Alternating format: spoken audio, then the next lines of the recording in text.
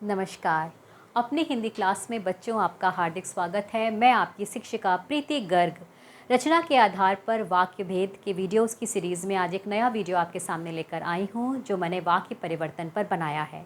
इससे पहले वाले वीडियोस में मैंने आपको वाक्य परिवर्तन ही सिखाया था, जिसमें मैंने सबसे पहले आपको सरल वाक्यों को हम किस प्रकार मिश्रित और संयुक्त वाक्य में बदलते हैं। उसके बाद वाले वीडियो में मैंने आपको सिखाया था कि हम मिश्रित वाक्य को किस प्रकार संयुक्त और सरल वाक्य में बदलते हैं। और आज इस वीडियो में मैं आपको बताऊंगी कि मैं किस प्रकार संयुक्त वाक्य के वाक्यों को हम मिश्रित और सरल वाक्य में बदलेंगे। तो आइए देखते हैं। ये बहुत ही आसान सा वीडियो है जिसको आपको समझ में अवश्य आएगा, क्योंकि मैंने बहुत ही आसान तरीके से ये वाक्य परिवर्तन आपको समझाने का प्रयास किया है। यहाँ मैंने 2 उदाहरण लिखे हैं। इन दोनों उदाहरणों को मैं बारी बारी से आपको सरल और मिश्रित वाक्य में बदलना सिखाऊंगी।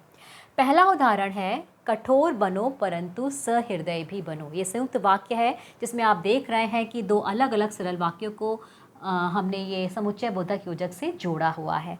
अब इसे हम सरल वाक्य में बनाने के लिए, जैसे कि हम सभी जानते हैं, सरल वाक्य एक वह वाक्य है जिसमें एक उद्देश्य और एक विधेय होता है, यानी कि क्रिया एक होती है। अब हम इस वाक्य के दोनों हिस्सों की क्रियाओं को मिलाकर हमें एक क्रिया बनानी है, यानी कि एक मुख्य क्रिया बनानी है। तो कैसे बनेगा कि इसका ऐसे बनेगा कि कठोर बनने के साथ साथ सहृदय भी बनो।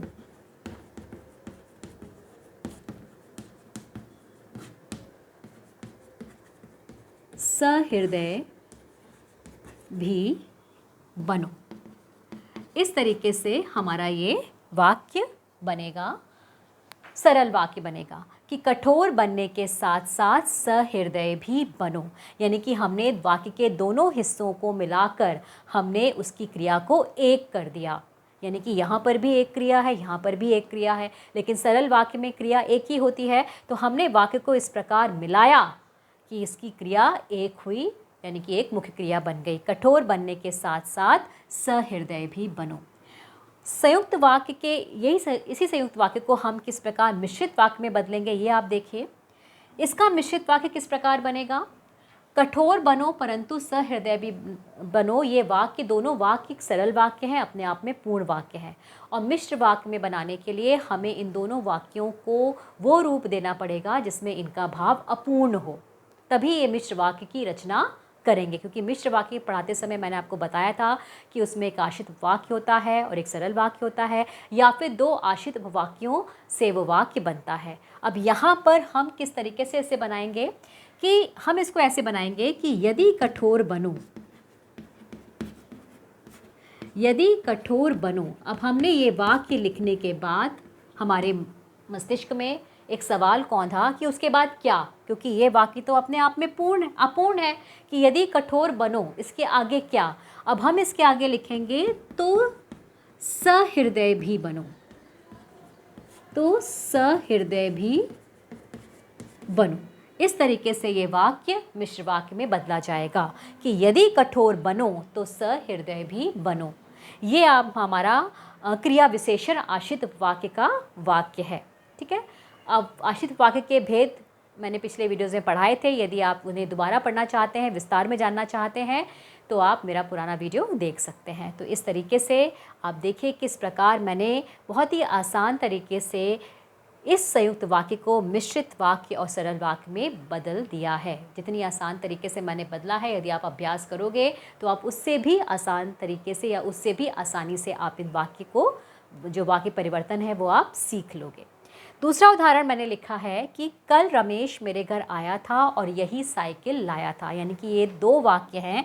पहला कि कल रमेश मेरे घर आया था, दूसरा यही साइकिल लाया था। ये दूसरा वाक्य है जिसको हमने ये और समुच्चय बोधक से जोड़ा है। अब हम इसका सरल वाक्य बनाने के लिए हम इन दोनों वाक्यों की क्रियाओं को एक कर देंगे। यानी कि हम इस वाक्य को ऐसे लिखेंगे कि जो 2 क्रियाएं हैं, आया था और लाया था, वो एक हो जाएं, क्योंकि सरल वाक्य में एक ही क्रिया होती है, एक ही विधेय होता है। तो उसको हम किस प्रकार से लिखते हैं कि कल रमेश मेरे घर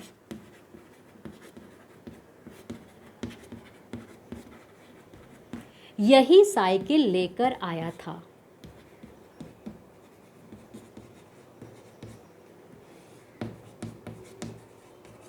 लेकर आया था। तो ये तो इस वाक्य का सरल रूप हुआ कि कल रमेश मेरे घर यही साइकिल लेकर आया था, कि हमने ये दो क्रियाओं को एक कर दिया। वाक्य को इस प्रकार लिखा कि दोनों क्रियाएं एक हो गईं, कि कल रमेश मेरे घर यही साइकिल लेकर आया था। अब इसका मिश्रित रूप क्या होगा? अब मिश्रित रूप बनाने के लिए हमें विशेषण आश्रित वाक्य का प्रयोग करना पड़ेगा। अब वो कैसे होगा कि हम लिखेंगे यह वही साइकिल है, यह वही साइकिल है जो कल रमेश मेरे घर लेकर आया था।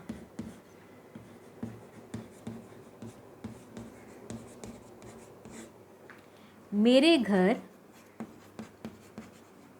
लेकर आया था। इस तरीके से हमने देखा कि ये हमारा वाक्य मिश्रित वाक्य बना कि ये वही साइकिल है जो कल रमेश मेरे घर लेकर आया था। यानी कि वाक्य के दोनों पूर्ण भाव लिए हुए हिस्सों को हमने इस तरीके से लिखा कि ये वही साइकिल है, आश्रित वाक्य, आश्रित उपवाक्य, जो कल रमेश मेरे घर लेकर आया था। ये दूसरा आश्रित उपवाक्य है। यानी कि जब हमने ये वाक्य पढ़ा, कल ये वही साइकिल है, उसके बाद हमारे मन में एक विचार कौन था, उसके आगे क्या, कुछ तो होगा जो इस वाक्य को पूरा करेगा। तो हमने आगे लिखा कि जो कल रमेश मेरे घर लेकर आया था। तो इस तरीके से हमने मिश्र वाक्य की रचना की। तो हमेशा ध्यान रखिए कि संयुक्त वाक्य को मिश्र वाक्य में बदलने के लिए संयुक्त वाक्य के जो दो हिस्से हैं वाक्य के, जो अपने आप में पूर्ण हैं, उन्हें हमें ऐसे वाक्य में बदलना पड़ेगा जो अपूर्ण भाव लिए हुए हों, और दूसरा वाक्य इन्हें पूरा कर रहा हो। इस तरीके से वाक्य को हमें लिखना पड़ेगा मिश्र वाक्य में बदलने के लिए। तो आशा है कि आपको मेरा स्पष्टीकरण समझ में आया होगा, और किस तरीके से हम संयुक्त वाक्य को सरल और मिश्रित वाक्य में बदलते हैं, ये भी अवधारणा आपको समझ में आ गई होगी। बच्चों, एक बात मैं बता दूं कि ये रचना के आधार पर वाक्य भेद कोई बहुत ही क्लिष्ट टॉपिक नहीं है। सामान्य भाषा में या हम सामान्य रोज़मर्रा की ज़िंदगी में हम जो बातचीत करते हैं, हम जिस तरीके से वाक्यों का प्रयोग करते हैं, हम वही सीख रहे हैं। फ़र्क इतना है कि हम उसको व्याकरणिक दृष्टि से या व्याकरणिक नियमों के आधार पर सीख रहे हैं। बात वही है। मैं आपसे जो बात कर रही हूँ हो सकता है मैं भी बहुत सारे, हो सकता है क्या मैं इन्हीं रचना के आधार के वाक्य भेदों में ही आपसे बात कर रही हूँ।